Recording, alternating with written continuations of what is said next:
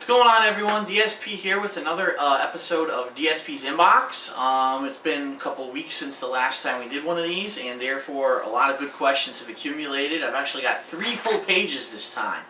And so I'm going to go ahead and try to get through some of them as quickly as possible. I will still try to give as good of answers as I have in the past. But just so everyone knows, I'm going along with the same thing I did last time with the Twitter questions. I actually have 10 questions pulled from Twitter that I just had asked for momentarily ago, and really good questions, so let's get straight to it. First question here. Would you ever consider becoming a video game caster? I ask this because your playthroughs can also be seen as you casting your own games. I think it would be pretty cool to hear you casting in an EVO tournament as one of their official casters or commentators after your one last hurrah at EVO that you mentioned you might go on, so blah blah blah blah blah. I guess my point can be summed up with this. I would much rather hear Darkside Phil commenting at Evolution 2011 than Adam Sessler. Keep up the good work, and I wish you good luck in the future. Always a fan, DeBomb88. Well, DeBomb, the answer is this. I did once or twice, I did do a little bit of casting on local podcasts, or not podcasts, but streams that were going on at some Connecticut tournaments a couple months ago. People seem to enjoy it. Would I consider doing it? Absolutely, especially, if that's something that a lot of people would like to hear. However, I'm not in charge of EVO. I don't really talk to those people that much. Actually, I don't talk to them at all anymore. And so what I have to say is, if you would like to see me do something like that, I am seriously considering going to EVO in 2011. I guess it all depends on how this whole YouTube thing works out, seeing if I end up still doing this as my full-time job, if I make enough money that I can go on a trip like that. But if I do go next year, and I mean, if EVO asked me to do it for certain games, absolutely I would do it. I would say probably the games that I would more likely like to do it for are either Street Fighter 4, Super Turbo, whatever iteration they have, whether it's HD Remix or whatever, or I am planning to really get into Marvel vs. Capcom 3 next year, because Marvel 1 and 2 were some of my most favorite fighting games that I played in a tournament setting. I'm definitely going to get into Marvel 3, so if I really, get up on that game and I know everything going on in that game, and that would definitely be something I would consider doing a casting for, but like I said, I personally don't control anything like that. So I guess what I could say is, if you guys are interested in seeing something like that, you got to let the guys over at shoryuken.com, the guys that run the Evolution Tournament Series, know that you're interested in that. But don't destroy, don't go out and start spamming and things like that, but start an intelligent discussion and see what happens. And go from there. Okay, up next. Next question is, I know since the whole laid off thing you've been trying to get more popular on YouTube, and I was wondering if, in order to get more popular, you would ever change your style of commentary. Don't get me wrong, I do love your commentary, but I'm saying it might not be appealing to everyone. You do swear a lot in your videos and use some crude humor. And I was wondering if in the future you would change your commentary style to appeal to a wider range of people. Thank you for your time, and that's from Conan McDonald. Thank you, Conan. And the answer is this: absolutely not. Under no circumstances would I ever change who I am or what I do. The reason that I became popular on YouTube is because I stayed true to what I was. I didn't change what I was doing. I'm simply there to play video games, give my honest reactions, give some jokes and commentary and things while I play, and that's why people like what I do. If I all of a sudden try to go to a PG rating, it's going to change the product, it's going to change what I am, and it could be hit or miss, but honestly, I wouldn't enjoy doing it with a PG rating. I love saying what I want to say, making the kind of jokes that I want to make, and just having fun with what I'm doing. The bottom line is this: if I'm not having fun, then it's going to be, this whole YouTube thing is going to become like work, like a full-time job thing, and therefore it's not going to be fun for me. I'm not going to want to do it anymore. So, and plus, it's not going to come across as fun. Me having fun, you won't have fun watching it either. A lot of people have said that. Phil, the reason that we really enjoy watching your videos is because you're having fun, we have fun with you, and that's why we really like it. So, no, I wouldn't consider changing my style of commentary. I'm going to stay true to who I am, no matter what. Even if someone were to sign me to go to work for a major website, I have to tell them, listen, this is how I do things, and if you don't like it, then don't sign me. It's that simple. Okay, the next question. Dear DSP, this is a good one because I've actually wanted to speak out about this one for a little bit. Some guy named Jace Hall made this Street Fighter rap music video. IGN Entertainment has posted the video on their YouTube channel. I had watched the video and thought it was total bullshit. Like, seriously, how fanboyish. Anyway, I wanted to show your opinion on I wanted to know your opinion on the matter, sorry. Whether you agree with me or you think that the video is pretty legitimate. Anything that you would say would be greatly appreciated, and the link is at the bottom and he'll link me to it. But actually, incidentally, I've already seen this video. That was actually from Bill, or Gaia Bill, I guess is his online name. Well, let me get a sip of water before I start on this one. Let me tell you something. There are people out there who do good music based off of video game music. I've mentioned one of them before. Their name is Power Glove. There are a couple other good bands that do it. They basically remix video game music, and they can do it like rock or like rap. That's pretty cool. But I saw this video from Jace Hall, and let me tell you something. He's taken himself way too seriously. He actually tried to make a serious rap video with lyrics based around Street Fighter gameplay. He raps about Justin Wong, and Justin Wong is actually in the music video for this. The hooks that he has, which are basically the chorus lines, are sung by some girl who I don't know who the hell she is, never heard of her, and she's not very good. Overall, the video and the song ends up seeming really lame. I'm not trying to hate or anything. I mean, to be honest, you know, I've listened to all kinds of music in my life.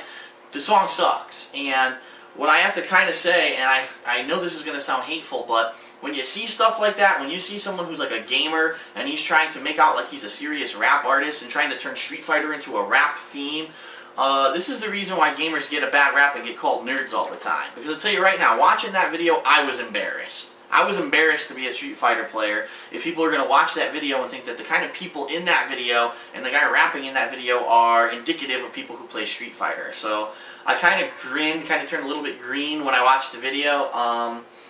I don't know why the video was made. I don't know who greenlit it. I don't know if it was trying to make a profit or whatever. In my opinion, it's not very good. It's kind of, to me, it's like the kiddie music that you watch on the Disney Channel and shit like that. You know, it wasn't legitimate music to me, and because of that, I didn't like it. Now, not to say that other people won't like it. I'm sure there are people out there who might enjoy that kind of stuff. Me, I say, if you're going to talk about serious rap music and video games, they don't mix. Anytime you put Justin Wong in a music video, it doesn't work, and that's that. That's my opinion on the subject. I think it sucked. Okay. A couple things I want to get out of the way. A lot of people have asked me about this game called Minecraft.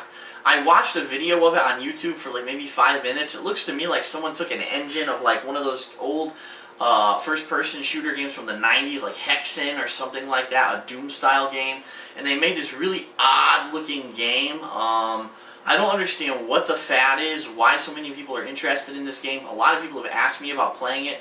I really have no interest in playing it. If someone can maybe tell me why I should be playing this game or testing it out, I might reconsider or think or twice about it. But from what I've seen, the game's not very impressive. It looks like an old, you know, pixely FPS shooter from the 90s, and I don't understand what the fad is. So let me know. Give me some feedback on that.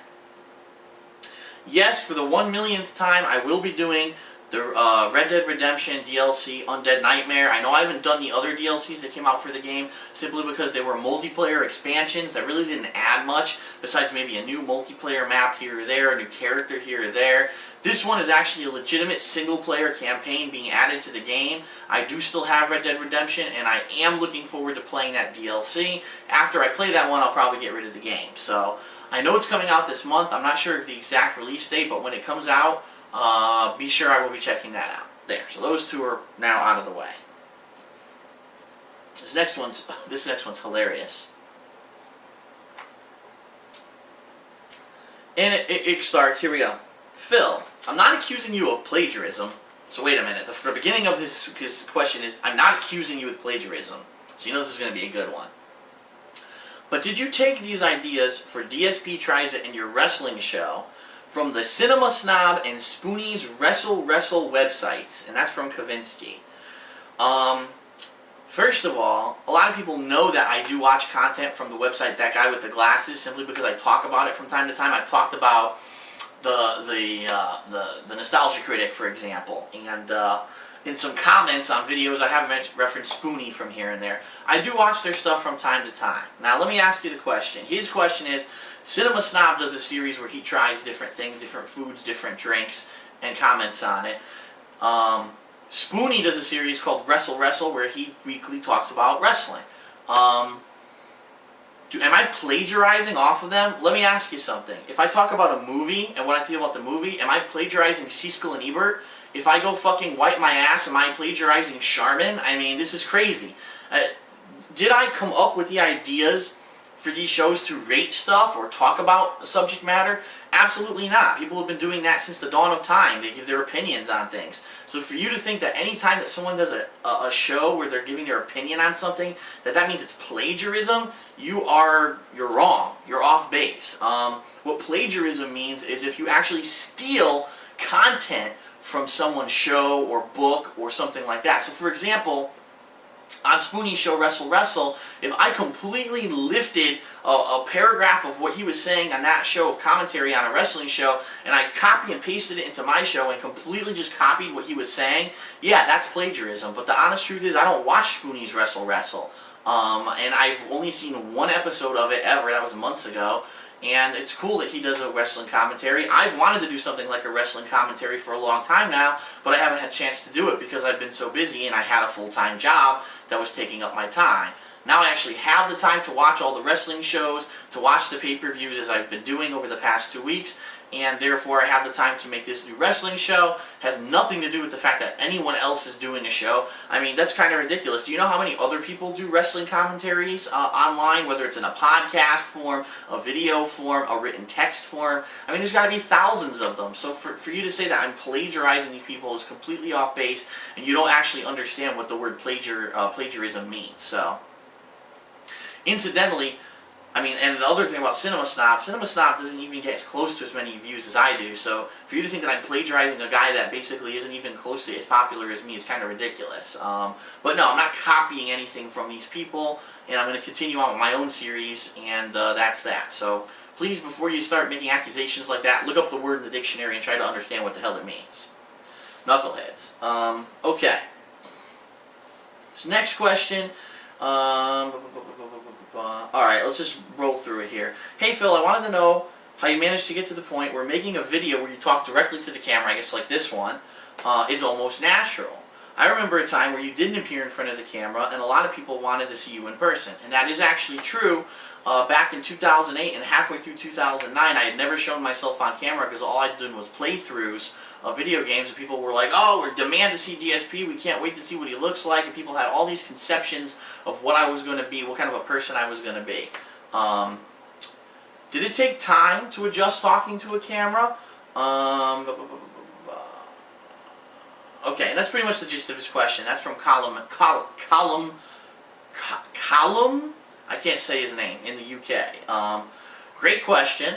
The answer is basically, throughout my life, whether it was in school, whether it was at work, whether it was at my most recent job, which I was unfortunately laid off from, I've always been good for getting up in front of the public and speaking. It really came from back in grammar school and high school. I entered myself into a lot of these competitions of oratory things. So I would do a report, for example, on a president, and I would go up in front of the entire school and read the report. And just practicing that over and over. When I was a small kid, I used to read in front of my parents first, then maybe in front of my family members and friends, and then I would actually do it in front of the school for the competition. Led me to basically get accustomed to being in front of a large group of people. And going along with that same vein, also, my Street Fighter career has also allowed me to adjust to that. For example, there have been several evolutions where I've been in the top 8 and I've been playing on stage in front of thousands of people. Evolution 2005, the Nationals in Vegas, I actually got 4th place in Super Turbo. I was in front of thousands of people because actually that year they had teamed up with MLG. So you had all the people for Street Fighter and you had all these people for MLG all watching you on stage. So imagine how nervous and nerve-wracking that could be. But just all those years of experience of doing it, of leading events at work and things like that, of being in front of people playing Street Fighter, really made me comfortable overall in front of the camera, and that's why I'm able to speak to you like this and not be nervous or stutter most of the time or anything like that. And actually it's also given me some pretty good time management skills. I can kind of have like an internal clock in the back of my head ticking, so I kind of know roughly how long I've been talking on camera. So that's where that came from. Next question. Hey DSP, I love your videos, and I have a question or suggestion, I suppose. I'm sure a lot of people can agree that it's a bit frustrating that you don't upload your playthrough videos by naming the level or mission that is in the video. It's a bit annoying that if you just want to watch a certain part of your playthrough, we have to go from video to video to find it because the title just shows the part, not the actual mission. Alright, he's a typo. I think it would be better if you wrote the mission name in the title, like Enslaved Part 5, Mission 2, The Old City, Part 1 of 5, rather than just Enslaved Part 10. It would make finding things much more easier. I apologize if you have already mentioned why you do this in another video, blah blah blah. Thanks. From Braden Highland. Well, pretty timely question, because someone had mentioned to me the other day, a friend of mine, that he had been watching my Fallout 3 playthrough, and because of the way I named the videos, where in that time I actually did name them by mission and what I was doing, he was actually able to figure out what he was doing wrong and ended up finding the door that was right next to him the whole time, and he just walked right by it 100 times. The reason that I don't do this at this point is because it's very time consuming. It is basically, it's not, I don't want to say so much a pain in the butt, but it leaves a lot open to error, and let me explain what I mean by that. When I was doing the Fallout 3 playthrough, and I was doing certain missions, a lot of them I ended up naming wrong, or I thought I was doing the right thing for the mission, I ended up not doing the right thing for the mission, and then, it ended up misnamed, or I had to go back on my word later on. I think one of them there that I had called, I'm trying to remember what it had a name of certain station, and that was the name of the mission I was trying to do, but I ended up doing something else, and so it confused people.